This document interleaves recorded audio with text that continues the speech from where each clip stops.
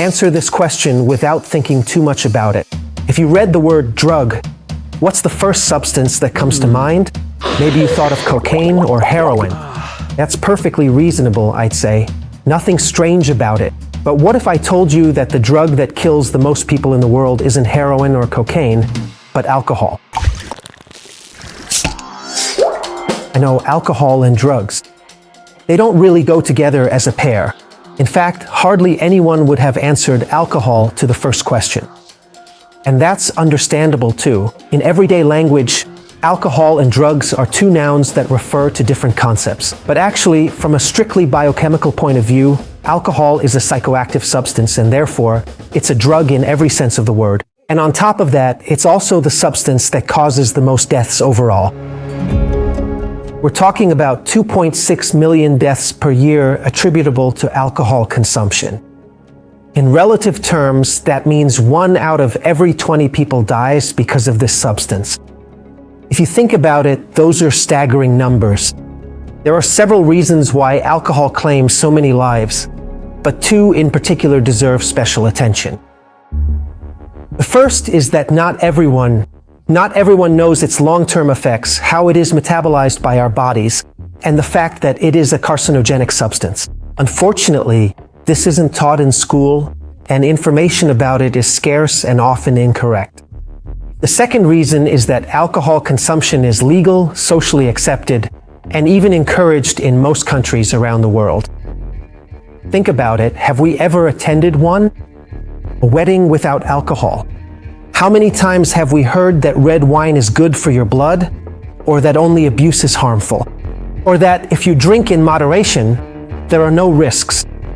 This normalization is exactly what increases alcohol's impact on people's health. Its constant presence in our lives helps minimize its risks, turning the consumption of a harmful and toxic substance into a habit that seems harmless on the surface. But in reality, then you realize that the substance causing the most deaths is the very same one you see, offered at the grandparents' table or bought to celebrate 18th birthdays, or shown in some ads as a symbol of happiness and success. Alcohol is everywhere. So then you start to look at alcohol with different eyes. How many people do you know who have never drunk alcohol in their lives?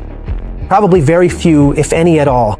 A vast majority of human beings consume alcoholic beverages with a certain regularity. According to estimates from the World Health Organization, or WHO, there are about 2.5 billion people worldwide who use alcohol, and considering that there are 8 billion of us on this planet, the percentage of consumers is extremely high. This figure inevitably contributes to increasing the number of deaths. Alcohol causes the most deaths, not because it is the most toxic or harmful, but because it is so widespread and socially accepted. If other substances were consumed with the same frequency in the same quantities, likely their damage may be more devastating. However, be careful. Alcohol remains a particularly harmful and toxic substance for our bodies. It has been classified as a Group 1 carcinogen by the International Agency for Research on Cancer, meaning it's on the same level as cigarette smoke. Drinking alcohol increases the risk of developing certain types of cancer. But not just cancer. In fact, out of the 2.6 million deaths in 2019 attributed to alcohol consumption, 410,000 were caused by cancer, 474,000 by cardiovascular diseases, and 578,000 by diseases of the digestive system. To these, we can add about 724,000 deaths due to road accidents, episodes of self-harm, and interpersonal violence, which are all situations where alcohol acts as a catalyst, let's say. Not to mention the 284,000 deaths linked to infectious diseases. This is because alcohol consumption increases the likelihood of having unprotected sex, and at the same time compromises some of the body's immune responses. In fact, it has been shown that alcohol consumption increases the risk of HIV transmission and tuberculosis infection. In short, alcohol has a huge, gigantic, insane impact on health and society. The problem is that it became part of our lives quietly, without raising any suspicion. Is it because of tradition, ignorance, or maybe to avoid hurting the huge market behind it? And we Italians know this all too well. Italy is the largest wine producer in the world, and the Italian wine industry generates more than 10 billion euros every year, exporting it all over the world. As a result, since the alcohol in wine is no different from the alcohol in spirits or beer, we can safely say that we Italians actively contribute to the trade of a substance that causes millions of deaths every year. We even do it convinced that red wine isn't harmful at all. In fact, for so many people, having 1 or 2 glasses of wine with meals is completely normal and even considered good for the heart. But how is it possible that a product containing a toxic and carcinogenic substance for humans is also considered beneficial for our cardiovascular system? I mean, where does this belief come from? Absurd, isn't it? It all started around the 1980s, when several studies were published that brought to light a phenomenon that, at the time, seemed unexplainable. Researchers noticed that in France, despite a diet full of foods rich in saturated fats, there was a lower incidence of cardiovascular diseases. Compared to other countries like the United States, America, and the United Kingdom. So, scientists at the time wondered how it was possible that the French had a healthier cardiovascular system, even though they consumed large amounts of saturated fats. This was soon called the French paradox. From that moment on, other researchers also began to look for the cause of this phenomenon. One of the hypotheses was about red wine, which the French regularly consumed with their meals. It was believed that the polyphenol found in grapes, and therefore also in wine, could reduce the risk of heart attacks and strokes, thanks to their antioxidant properties. But it was just a hypothesis without any evidence validated by the scientific community, and strong, solid evidence to be able to confirm it with certainty. The fact remains that the news immediately went viral, spreading all over the world through major news outlets, such as newspapers and TV news, fueling the false belief that wine had heart protective properties.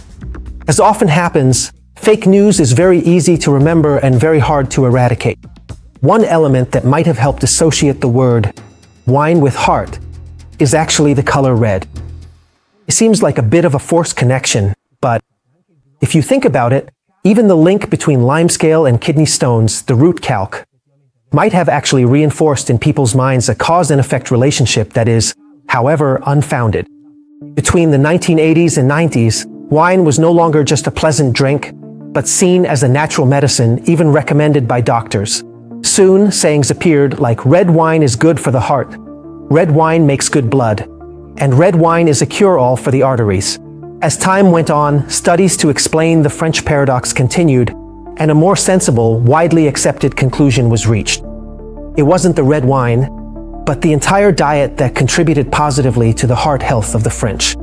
In fact, French cuisine, and more generally Mediterranean cuisine, the Mediterranean diet, is not and was not based solely on foods rich in saturated fats like cheese and butter. They eat large amounts of fruit, vegetables, grains, and legumes. On top of that, besides diet, the overall lifestyle of the French was also taken into account, which is less sedentary and more active compared to Americans and Anglo-Saxons. So basically, red wine had nothing to do with it. But by then, the damage was already done. Even today, a lot of people still believe that red wine is harmless, if not actually beneficial, thanks to its content of these polyphenol and, specifically, resveratrol. But regarding this substance, resveratrol, there are actually several studies that show its beneficial effects in its pure form on animals, including its protective effect against cardiovascular calcification, ischemic diseases, and oxidative stress in red blood cells. But of course, it always depends on the dose. The amount of resveratrol used in experiments that demonstrate its effects ranges from several hundred milligrams up to a few grams. In fact, the questions we should naturally be asking ourselves now are two. How much resveratrol is there in wine? And more importantly, how much wine would a person have to drink to get these positive effects? According to a study published in 2016 by the American Society for Nutrition, in order to get beneficial effects from resveratrol, we would have to drink about 2,000 liters of red wine per day. That's around 16,000 glasses a day. All of this is because the amount of resveratrol in wine is only in the milligrams per liter range, and it is often even broken down by our bodies. So we can say that the cardioprotective effect of the resveratrol in a glass of red wine is basically non-existent, especially when compared to the negative effects of alcohol. As we mentioned earlier, in fact, the alcohol in red wine is no different from the alcohol in cocktails or after-dinner drinks. From a chemical point of view, it's always the same thing, the same molecule, that is ethanol, also known as ethyl alcohol. And the one thing we know for sure about this substance is that it's always harmful. Every amount we consume increases the risk of disease or cancer. The WHO also clearly states that no level of alcohol consumption is safe for our health, just like cigarette smoking. The statements by Dr. Karina Ferreira Borges, head of the WHO's programs for alcohol, drugs, illicit substances, and prison health, leave no room for doubt. We cannot talk about a so-called safe level of alcohol consumption. It doesn't matter how much you drink. The health risk for the drinker starts with the very first drop of any alcoholic beverage. The only thing we can say for sure is that the more you drink, the more harmful it is. Or, in other words, the less you drink, the safer it is. Basically, these words are telling us that alcohol is a poison for our bodies, at any dose. But how is that possible? Dina, you always quote Paracelsus saying that it's the dose that makes the poison. Doesn't that apply in this case?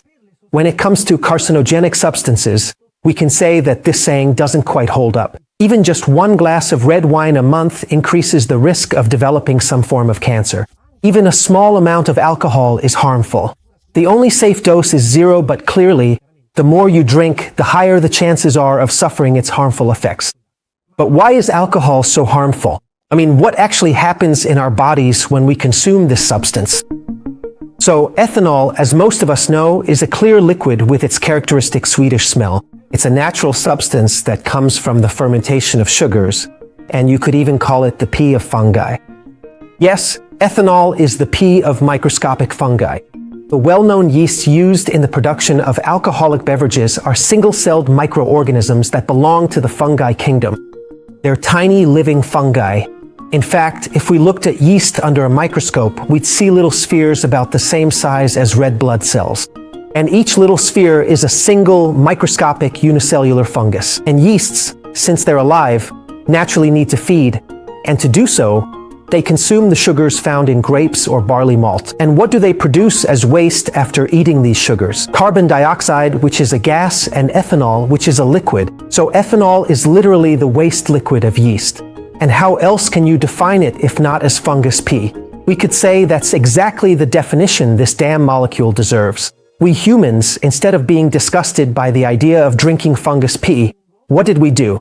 We collected this waste and built entire cultures, markets, wine, beer, spirits, and liqueurs around it. We literally turned a biological waste into drinks that often have a strong social, traditional, and in some cases even sacred value. Fungus pee aside, from a chemical point of view, alcohol is made up of amphipathic molecules. No, I didn't misspeak.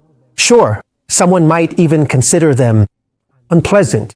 But in this case, we're talking about an amphipathic substance, meaning it can mix both with water and with hydrophobic substances. Basically, ethanol dissolves just about anywhere. Anyone who's worked in a chemistry or biology lab knows this very well. Ethanol is one of the few liquids that can dissolve and mix perfectly with all the main organic solvents. Ethanol, to put it kindly, is a bit of a connoisseur. Let's say break time equals 0.5s/. And this trait is absolutely essential for its ability to spread everywhere inside our body.